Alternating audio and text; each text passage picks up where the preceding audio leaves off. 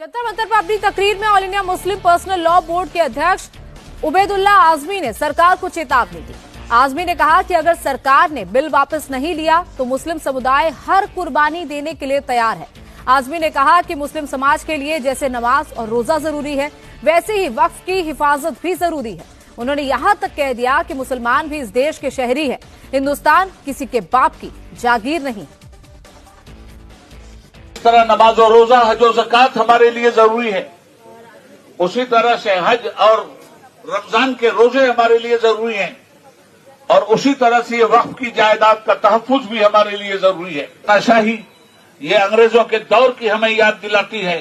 सफेद अंग्रेज चले गए मगर काली औलादें पैदा करके गए।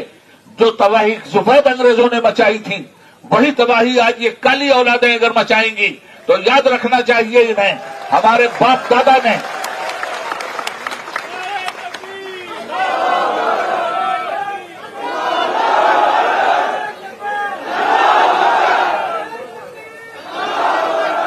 याद रखना चाहिए इस बात को कि हिंदुस्तान में हम ताबेदार बनकर जीने के लिए तैयार नहीं थे।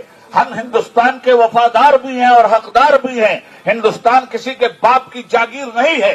ताबेदारी के तौर पर हमने हिंदुस्तान को कबूल नहीं किया है। आज का जो ये एहतजाजी मुजाहरा और धरना हो रहा है, अभी तो ये अंगड़ाई है, आगे और लड़ाई है। अगर गवर्नमेंट अपनी तानाशाही से बाज नहीं आई तो पूरे मुल्क में औकाफ की इमलाक के तहफ्फुज के लिए all India Muslim personal law board कमर कस के उतरेगा और हिंदुस्तान की धरती पर मुसलमानों के हुकूक, भारत के संविधान की हिफाजत के लिए हर उस कुर्बानी से गुजरेगा जो कुर्बानी हमारा देश हमसे चाहता है। कल भी कुर्बानी दिया था, आज भी देश के संविधान के तहफ्फुज के लिए हम हर कुर्बानी के लिए तैयार हैं।